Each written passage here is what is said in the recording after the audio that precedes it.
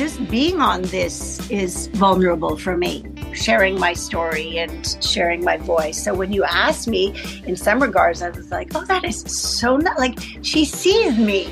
When somebody sees you, you feel good. You feel validated.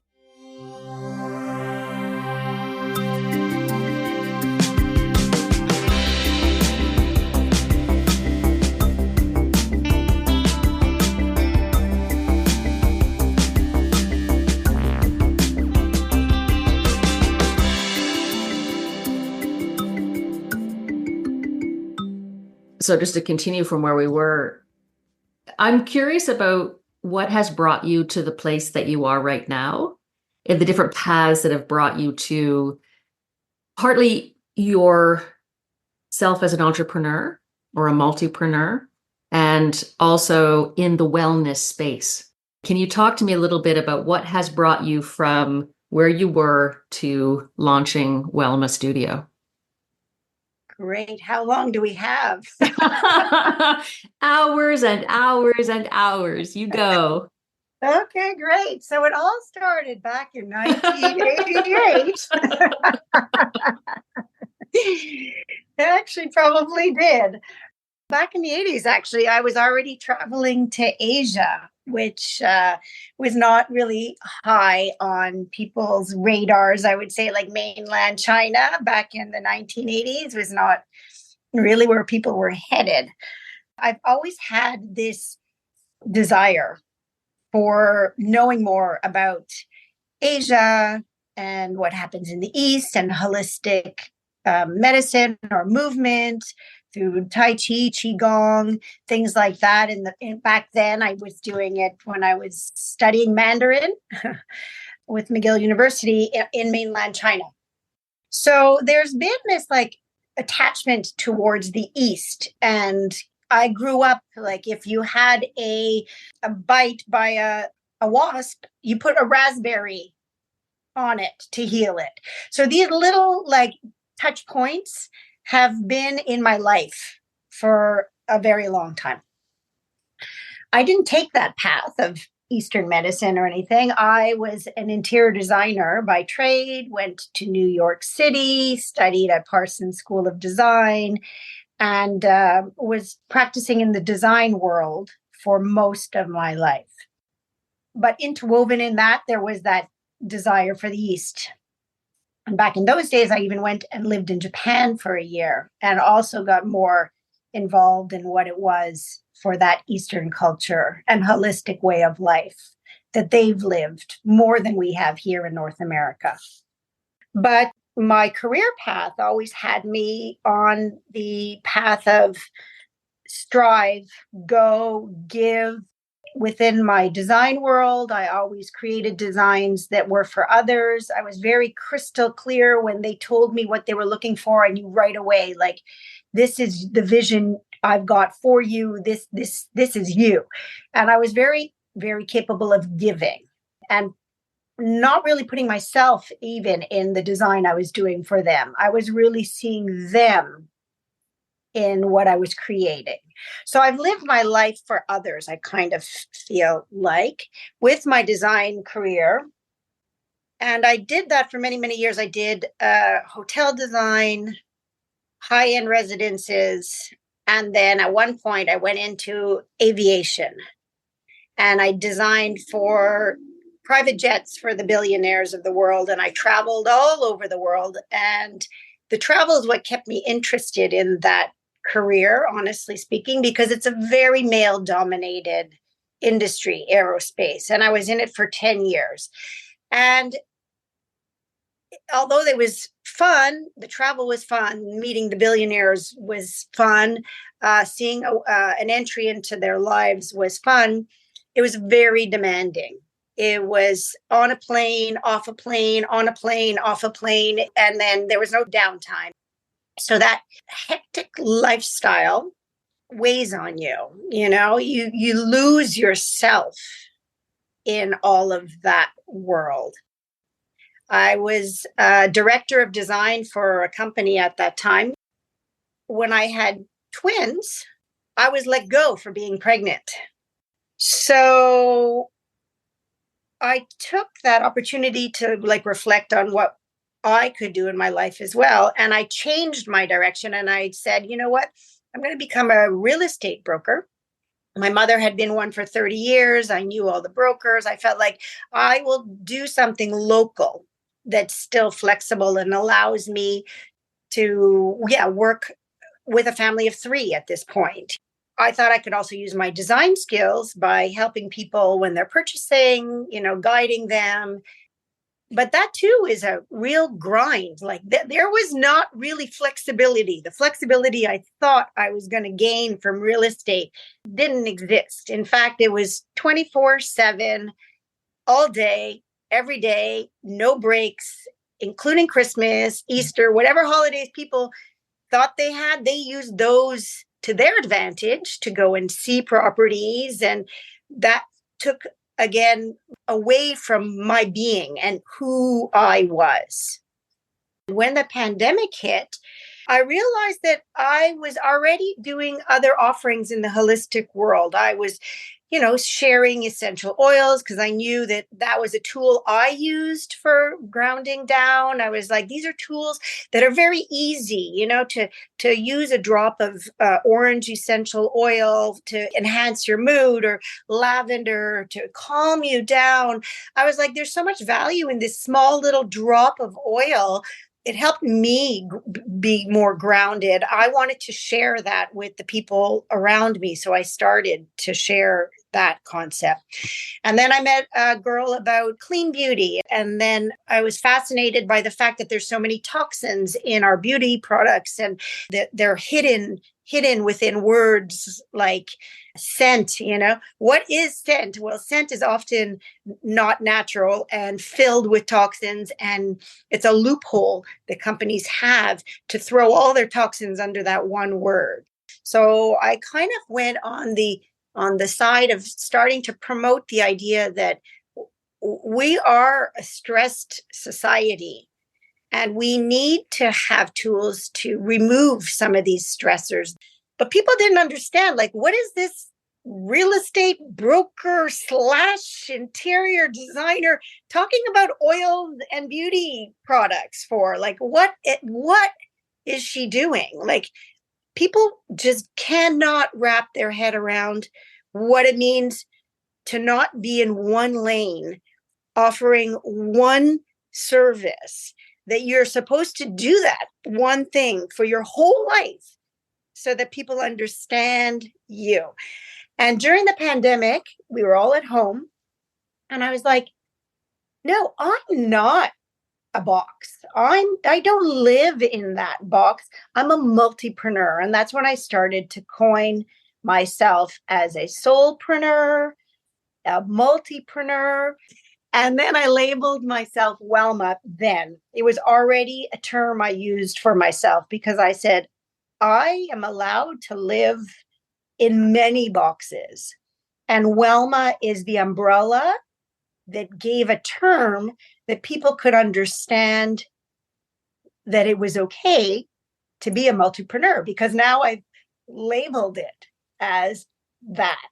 So then everyone's like, oh, well, good for you. Congratulations. It's so hard to be a multipreneur, but when you labeled it, it made sense to the people around me. In February of this year, I envisioned a space that had halotherapy, that had salt, which was another way of cleansing our bodies because we don't have tools to clean our lungs. And it's grounding. It's like being in nature. And I just had this very defined vision of what I needed to do. And so this is what Welmä is. Welmä is a home for expressing who we are, letting loose, speaking our voice, cleaning our lungs while we're doing it, a real space to show that you can be who you want to be, do it all, live it the way you want to. And even if I let something go, that's okay too.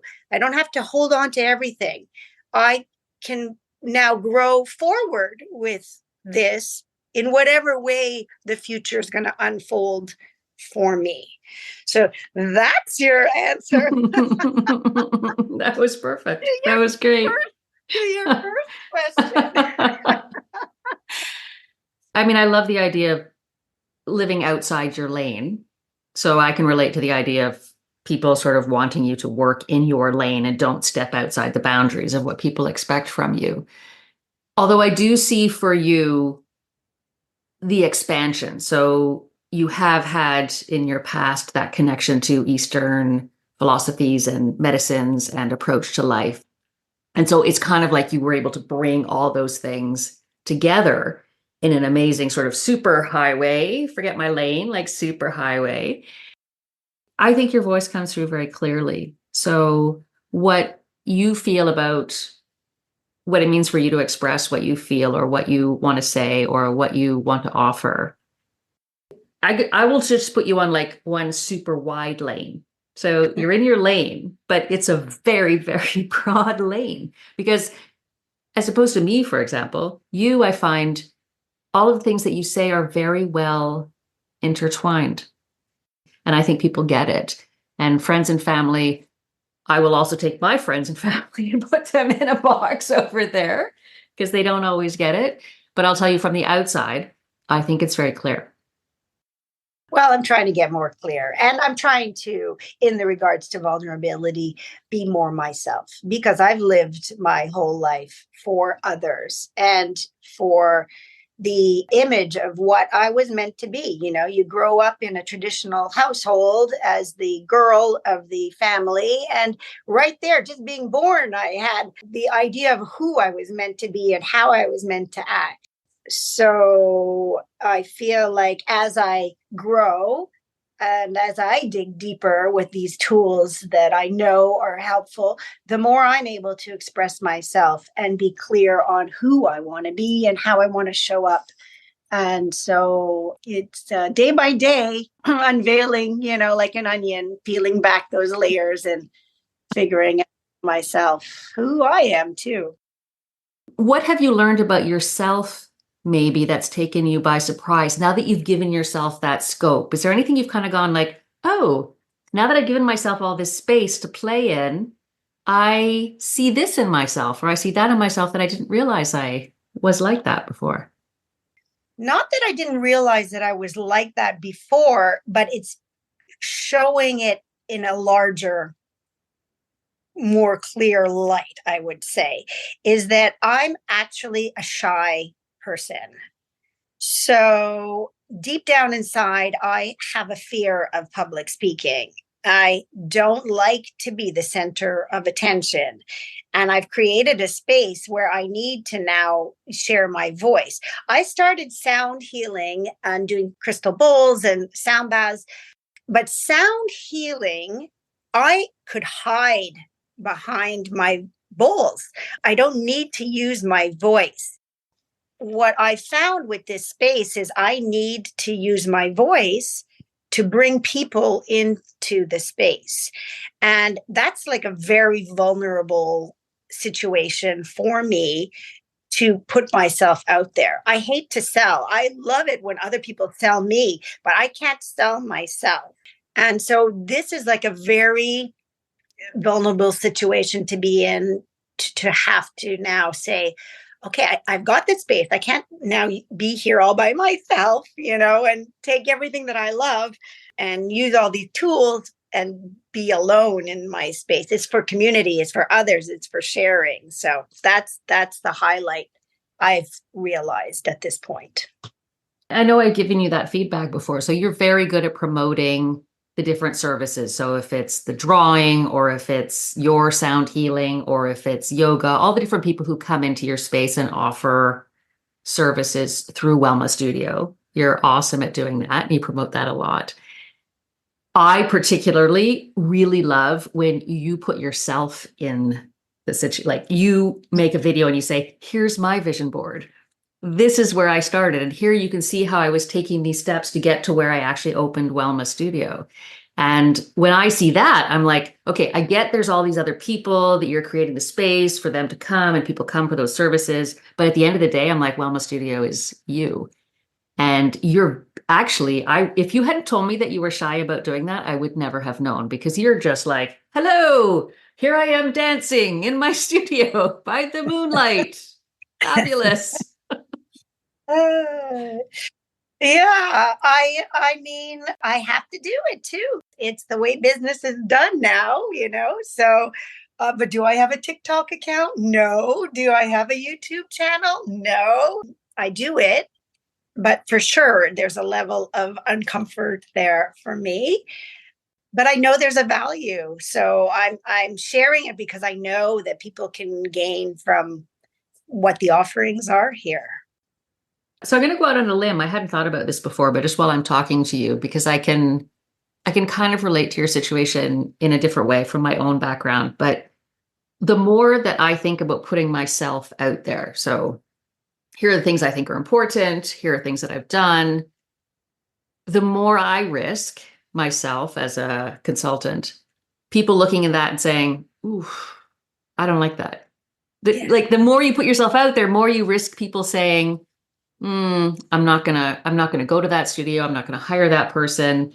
And so when you've been in the space of trying to balance being a professional and making a living and paying your mortgage and buying groceries and all that stuff, I admire that you're able to just sort of open it up and say, hey, this is what I'm offering. You might not like that. And the more I show you, the more you might decide, no, I'm not going to hire that person. How does it feel to take those kinds of risks? Yeah, for sure, there are risks. But what I've realized when I did coin the word Welmä during the pandemic was that it defines who I will work with. If you were not meant to be a part of my life, then I need to let you go. So if you don't want to come into this space because of something that doesn't sit well with you, then you're not maybe meant to be in this space also. And that's fine. Like the older I get, the more I realize that it's not for everybody. I'm not for everybody, but I'm growing a new community of new people who do want to be here that I may not have found had I not opened this studio. When you make a big life change like this, which it is a big life change, there's a loss that comes with change. When you step out of other people's comfort zones of who they think you're meant to be, you inevitably have loss. I've had great loss over opening this space. Great loss. But I guess it was loss that was not meant to be there, because if there's not support or understanding or love or caring for the path that you're on, then I guess you're meant to let it go. I'm shy to ask, but may I ask just like a small, not heavy example of loss? Like what's something you had to let go of because you went forward and opened the studio in the way that you wanted to? Well, it's a big question, but that's my marriage. Yeah. Oh, okay. I'm sorry. That's a big question. I'll take it back. No, I'm Canadian. We're Canadian. We don't talk about it. I'm just like, right, whoa. that's okay. That's okay. No, it's okay. If it wasn't properly supported, this journey, the understanding of who I am and what I'm doing, if it's not supported, then yeah, you need to realize that it needs to go, and there's friends too. It's friends and families are the hardest ones. And that's in any business. Friends and families are very hard to convert to supporters and followers. They may say they support you, but they're not the ones that are knocking at the door and rushing into this space. There's strangers that are, though. Some, one or two, maybe friends and family are supporters. But in general, people like you because they feel comfortable with who you were. And then when they feel uncomfort through change or growth, they are no longer comfortable. They feel like you've changed on them. And that's okay. That's okay. Change is fine. And we only live here once. And when you get to the end on your deathbed, when you look back, I don't want to say I had a regret. I don't want to have regrets because there's no do-over. there's one shot at it. And so I want to, on my deathbed, say I gave it all and I was happy, and I forged my path the way I felt my path was meant to be forged. Knowing that, what would be the thing or things that you say, well, these are my touchstones? Like this, I know if I wake up at 2 a.m. and I'm worried about something, about my business, and I'm trying to do something new, or I'm wondering if this is the right thing to do. What are the things that you can now say, this is my bedrock? It's new. It's all new here. So I don't really have a bedrock. This is a space that I thought of like mid-January, February, and was opened and ready to go in July, and then I came to a space. I took a holiday that was pre-planned before I even had the idea of this space. I came back in mid-July after my holiday, and I was like, okay, the vision was clear, the vision was very clear. And it was so clear that the space showed up. The design concept was crystal clear. It all got done right before leaving for holiday. But when I came back, I was like, I don't have a bedrock. I had a vision. Now I have a space. And so this is what I'm trying to do. This is the vulnerable side, is creating it into something that has a wheel and it functions and it turns and it grows. So I'm just going out there trying to talk to as many people that I feel would be aligned with wellness and who are also on their side offering. Like there's a lot of great people out there that want to share wellness, that want to promote mental health or physical health. And so I am now reaching out to those people for collaborations, alliances, and to support me on my growth. And I've found a lot of wonderful people that are there, willing and wanting to help and support. So yeah, we'll see. The new year has new great stuff coming, new collaborations, and it's a very, very small seed right now that hopefully I'm watering. But the seed was planted in bedrock. Well, I'll say that. The seed was planted in bedrock, and it can still flourish through the stones. I'm watering it right now. I'm watering it. Yeah. I like that. I like that vision as bedrock too. I think that's great. I think that's something you have that I actually don't have. So just that really clear vision of this is what I want to be doing and this is what I want to offer. And a little bit of that, if you build it, they shall come, Kevin Costner style. Like it's just create the space and the people will be attracted to it. And I will grow a community around what I'm offering because I'm very authentic in knowing what I think is what I want to offer. Yeah. Okay. So that's it. Yeah. I'm on a journey, journey of growth. As we all should be, as unsettling as that can be sometimes. What new challenges do you see for next year? My challenge is still the growth. I feel it's the growth of communicating that this space is here, explaining the real benefits behind it, because it's not just woo-woo and vision boarding and full moons, This is deep work for people to release tension and let go of stress and find their voice and come into their own.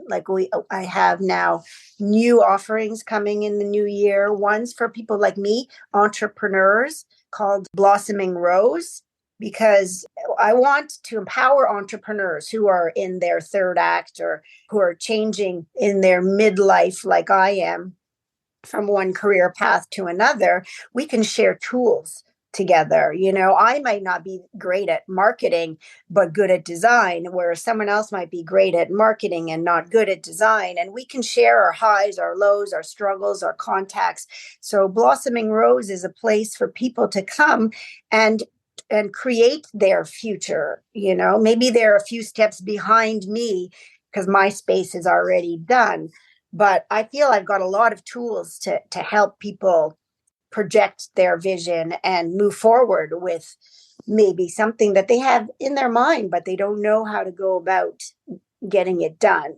So that's an example of something I'm going to hold in the future, Blossoming Rose. And then women's circles to speak their truth. I had one year, we were only 3, but boy, were there a lot of tears shed amongst 3 of us, because every person is holding on to a truth that they are scared to speak. And if you can come in a community and have a place to feel safe, to say what you have to say and let go of it, and you don't need an answer necessarily. You're not looking for the psychologist or psychiatrist to give you, that deeper. You're just looking for a place to sit amongst others that may be sharing in thoughts that you have as well. And that's very powerful, that tool. So that's something I'm envisioning growing for the new year. And men's circles. Men don't have places to let go and feel like they're supported.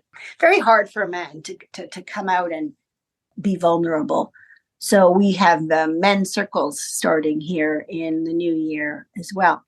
So I just want to grow the love, share the love, and have a safe space that people really feel that they can come to for growth. From my own experience so far, part of what you do that helps create a safe space is that you're present. So I don't know if that's feasible, like as you grow, if you will always be present at the different sessions that you offer. But I will say for myself, as somebody who comes to your studio, the fact that you're present and you're participating really adds this extra layer of it's okay. Like Susan's here and this is her thing and she's sharing also, and I'm here and the other people are here. And I don't know if you do that consciously, but that is definitely part of what helps it for me feel like a safe space, because the person who's making this all happen is actually at the table with me. Mm. Oh, thank you. Thank you. Yeah, I wasn't sure how people would feel about that. I feel like I get as many returns in my investments by participating. Like, I love to know who's coming through the door. I don't want to feel like it's just a space. Like I feel like I give a lot for this space, but I feel like I receive a lot from this space. But thank you. Thank you. Yeah, no, you created a beautiful space. And also, obviously, when you walk in, it's very welcoming and very warm. And so your design side has obviously shone in the development of this space, because when you walk in, you sort of feel embraced, and the space is really nice. And there's tea and there's water and there's the beautiful smells. And it's a beautiful space. It really is. Oh, thank you. Yeah, thank you. And the halo therapy, I have to say, having a tool to clean our lungs, it not just cleans our lungs, it's balancing and grounding. It cleans our skin. It calms the nervous system. Well, I'll be booking my next session soon. It's a little bit sunny today. We're having patches of sunlight, but it's definitely not enough as we head into the darkest time of the year for us anyway, in December. It's absolutely awful. So I'm grateful to have a place that I can go to. Thank you for being a supporter of this space, and I appreciate this moment. Thank you. Thank you, Susan. Bye.